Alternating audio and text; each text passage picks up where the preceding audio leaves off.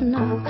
'Cause this thing is I'm with you, but not in you, in the place I should be. Messi, DNA Blaugrana.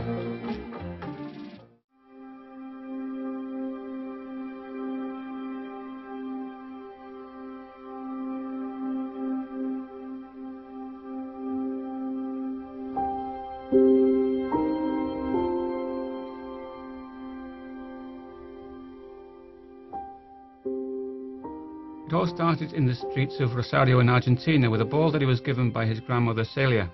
Then he started playing for the local neighborhood team.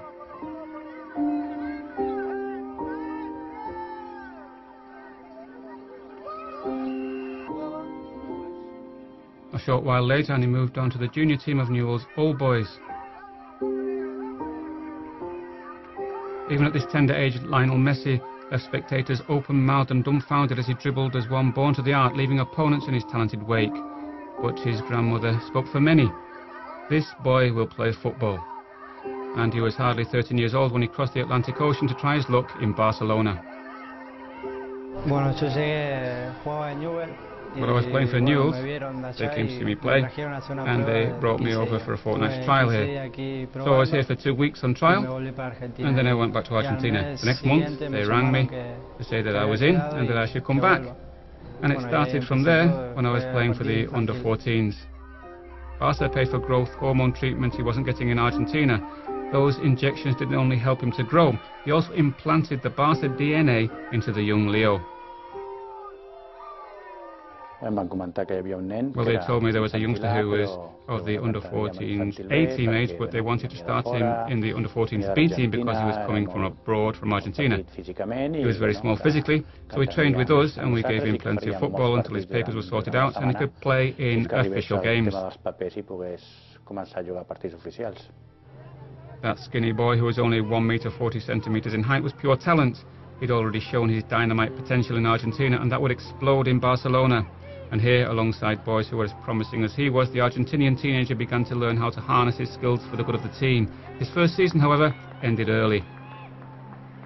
After waiting a long time to finalise his signing in the second league game of the campaign, he was tackled very heavily down near our bench, and, well, that was the end of the season for him.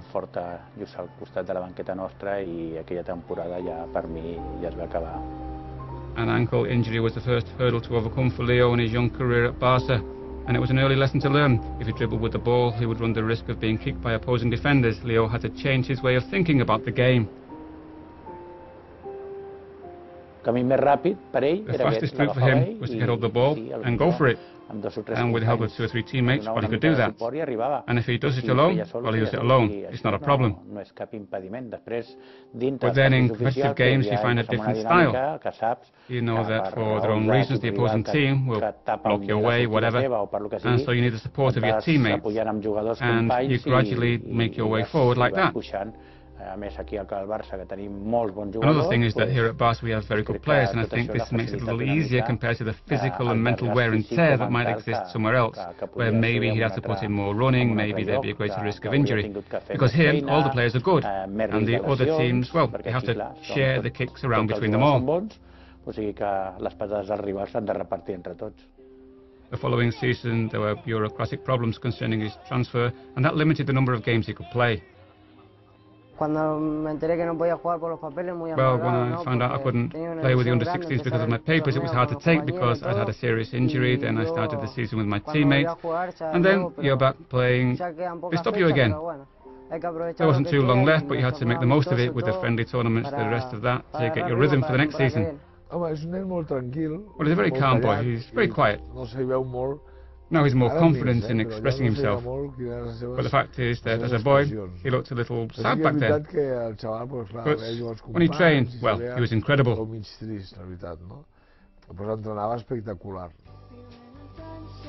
Finally, in January 2002, Messi could play without hindrance. Yes, last season I was playing, and a few minutes into the game I got injured. Now I'm back, and I'm very happy. I lack stamina, speed. Yes, I get tired sometimes. Well, he liked to play as a link man, like all Argentinians. We played him further out on the left because that worked with our system, but he had a tendency to drift inside because I think that's where he enjoyed it more, and he knew that if he could dribble past people there, he'd be in front of goal.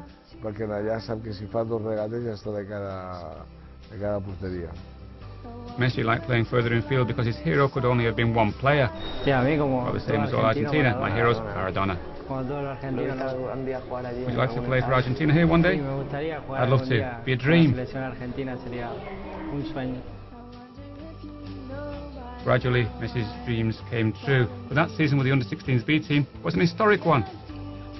That was the only time when a B team beat an A team in the Barça Espanyol game. In the league, Barça B ended 7 points ahead of Espanyol A. That had never happened. Usually Espanyol A won their league and Barça A would win the other.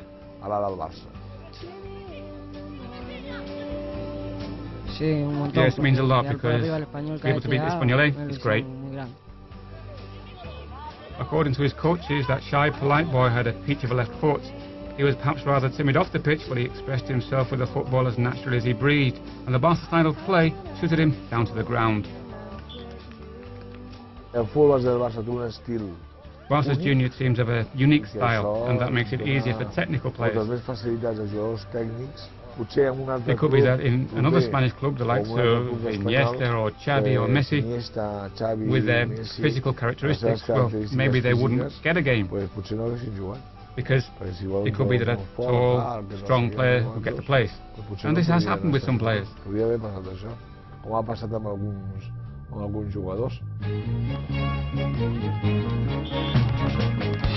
the things you say. I read your mind and I understand. Maybe the plans we made somehow got off the track. Maybe so, or we just forgot to plan. If it's true. Well, the first thing I remember about Leo is a very young boy, very small in stature, a lot of hair. He was very quiet, very formal. Those were the first impressions of Alex Garcia, the only coach from the Barca youth ranks who was able to play Messi for a full season. That was in 2002-2003. It was a very good season. We won the Catalan League and the Spanish League with players like Cesc, Piqué, Leo himself, of course, Victor Vázquez, Marc Valiente, and Songo. Very good year, and most of them are now playing for top teams. All those players were part of the generation of '87. But what did Messi bring to the team? Well, he really stood out in taking people on, in one-on-ones. He was tremendous. He scored a lot of goals because he was able to get into the opposition area. Yes, he really stood out, but there were others too, such as Victor Vázquez, Gerard, Cesc. 4 or 5 players in that team were different from the rest. You could see it when they touched the ball for the first time. They were just different players. Messi certainly did score goals, and in one game he bagged 5, but he was as modest as ever afterwards. Fine. We played well from the first minute, we moved the ball around fast, and luckily enough we were able to score early and kill the game off. Yeah, fine, scoring 5 goals. Yeah, I hope I can score more.